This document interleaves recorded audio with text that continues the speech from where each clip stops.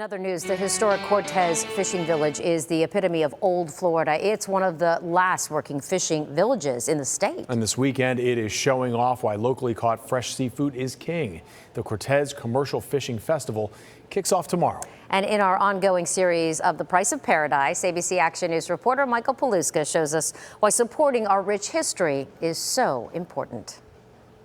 The Cortez Commercial Fishing Festival is this weekend, and some businesses are celebrating more than 100 years operating as a fish house. The owners told me, yeah, they could have sold out and this place could be docks for a condo or a hotel, but that's not what they want for old Florida. Cortez Village, a special place standing the test of time, built off the backs of commercial fishermen. We've got maybe 16 reef boats, and then there's probably at different times maybe 100 mullet boats that work out of here. And the descendants of people like Karen Bell, co-owner of AP Bell Fish Company. We have been here since 1921, so this would be 102 years actually for AP Bell. This weekend's fishing festival, an escape to the past to support Cortez's future. I think in the world today there's so much chaos and anger and bitterness that Cortez is just like a little breath of fresh air, even though sometimes it doesn't smell that good here.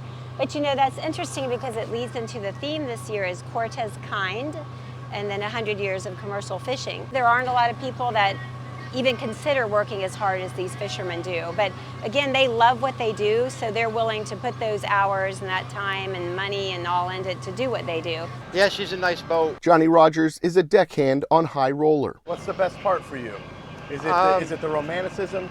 Is it being at sea? Is it being able to just work with your hands?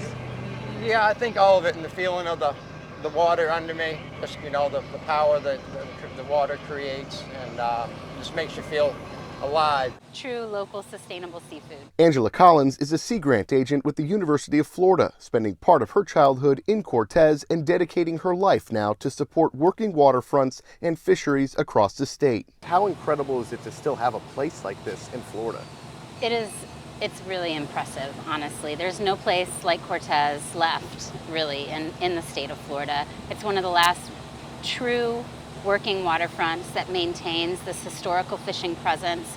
It looks the same as it did when I was a little kid, and I love that. I love being able to come to a place in Florida that hasn't changed and still has that authentic feel.